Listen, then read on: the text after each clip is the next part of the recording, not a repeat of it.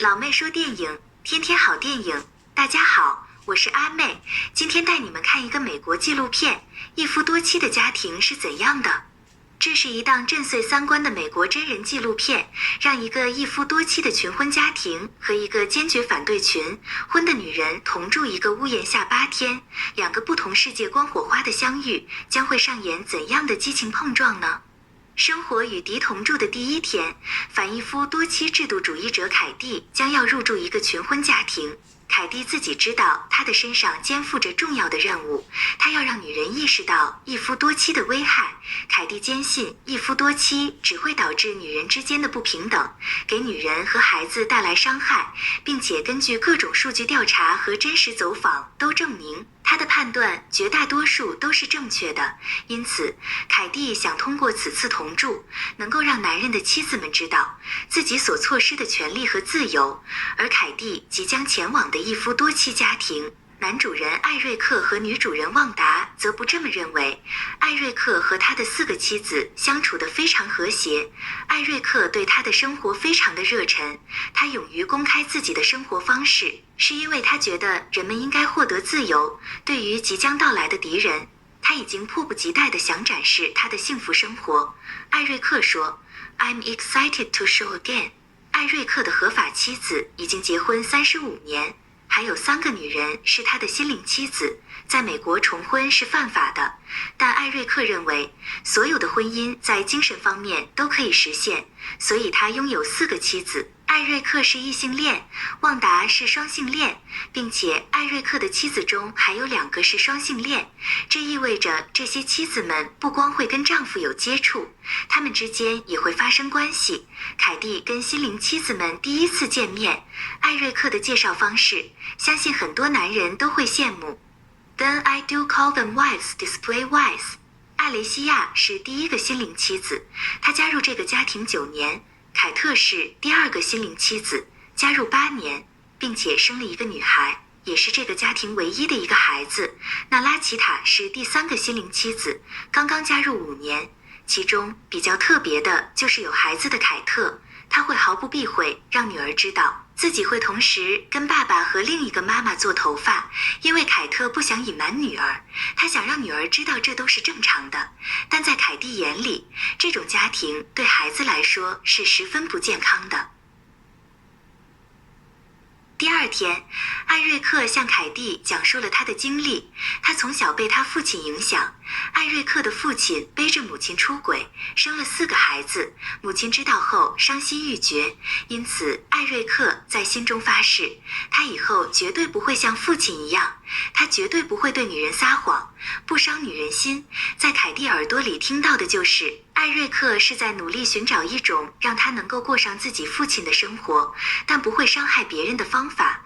艾瑞克顿时语塞，他坚信自己跟父亲不同，但是凯蒂觉得他们父子俩的行径没有什么不同。艾瑞克做的一切都只是为了满足自己对多元性生活的追求，只是艾瑞克为了自己定制的生活方式。Management definitely every married the naughty Mike protests when an entire晚上，艾瑞克邀请凯蒂参加家庭聚会。餐桌上，艾瑞克公布了一条消息，他们的家庭即将又有一位新成员加入。他出差时认识一个女人萨曼莎，非常吸引他。萨曼莎还有2个孩子，明天就会加入他们，跟他们一起生活。其他的妻子显然也知道。不过，凯蒂发现其中有2名妻子艾莉西亚和拉奇塔显然不是很热情。一番追问下，才知道他们非常不喜欢孩子，非常不想家里每天有3个孩子跑来跑去，孩子们的存在会限制他们的自由。而很显然，艾瑞克对这些一无所知，并且毫不关心。当凯蒂问到他是否有了解过妻子们的感受，艾瑞克说他们会习惯的，这标准的渣男语录呀。他从来没有在乎过妻子们的焦虑不安。同住的第3天加入家庭，有一个必须遵守的艾瑞克的仪式。在昏暗的环境下，萨曼莎和旺达赤裸地站在镜子前吟唱颂词。旺达会赐予萨曼莎新的名字，这意味着萨曼莎将开启一段新的生命。凯蒂觉得这是艾瑞克为了要抹除萨曼莎的自我，从而发明了一种洗脑仪式，纯粹的就是为了取悦艾瑞克自己。很快到了第5天，凯蒂要带2名妻子来到自己的家里同住。凯蒂选择了或许能够挽救的艾琳西亚和已经为人母但却固执的凯特来到凯蒂家。2人非常惊讶地发现，凯蒂没有男人。凯特一下就抓住了重点，疯狂攻击。Oh my god， 你竟然没有男人，你得反省了。姐妹对于这点，凯蒂无法反驳。第6天，凯蒂给2人分享她最开始反对群婚的初衷。与一夫一妻制相比，群婚更加的违背社会道德，性骚扰、乱伦、包办婚姻和同婚屡见不鲜。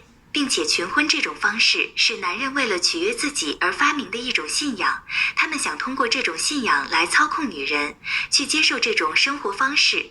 凯特显得很不开心，他强烈反驳，他说不是所有的群婚家庭都是凯蒂说的那种，凯蒂不了解他们的生活有多和谐多快乐，总是用心中消极的一面去看待别人。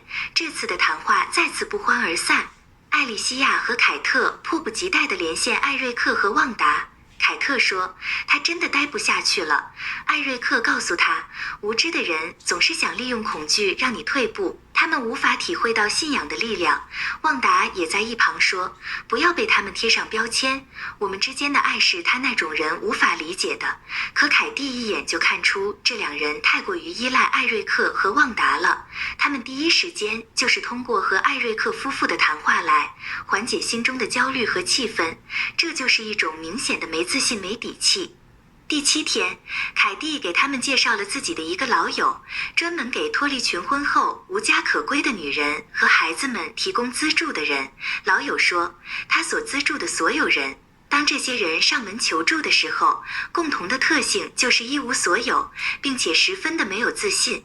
他们要做的就是打包一些日用品，去帮助这些弱势群体。更重要的是，希望他们能够渐渐地找到自己存在的价值。艾莉西亚仿佛特别受感触，她在给那些女人的卡片中写道 ：“You are special, you are beautiful. The you are important, the always sunny life.” 并且真诚地感谢凯蒂和他的老友为这些人做了如此多的贡献，而这些在凯特眼里都是凯蒂在诱骗艾琳西亚。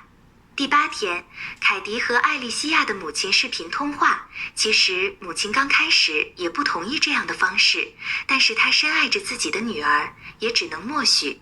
可对于艾莉西亚生孩子的事情，母亲坚决反对。如果一个孩子在这样的家庭成长，不敢想象以后要面对什么样的世界。这次的接触，爱丽丝啊似乎已经有了改变。I don't know what to happen my wife right afternoon with my future holds while I leave my political sheep. How no? 为了凯特的孩子，凯蒂做了最后的尝试。她带2个人找了一个心理专家。根据专家多年的经验，一夫多妻制的家庭中，普遍来说，男性只在乎自己，他们非常善于制造自己非常体贴的假象。而这样的男性普遍吸引的女性都存在一个问题，她们不明白自己到底是谁。这些女性会竭尽全力地摆脱单身，因此产生了一种支配和服从的机制。显然，这一番话凯特是听进去了，但是事后的采访，他仍旧死鸭子嘴硬，不承认自己思想上潜移默化的改变。当然，他的话或许也有一定的道理。他说，你们没有经历过任何一段群婚婚姻，直接就盖棺定论，简直可笑。凯特不奢求别人能接受，但求尊重他们的选择。与敌同住结束了，凯蒂更加的坚定自己的信念，一夫多妻制绝对会伤害到女性和孩子。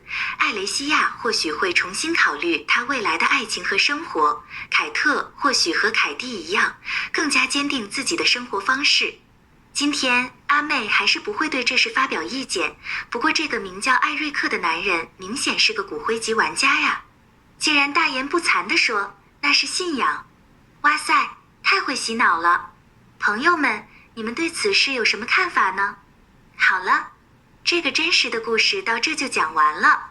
喜欢阿妹讲的电影就点个赞吧，也别忘了订阅老妹频道啊。我们下期见，拜拜。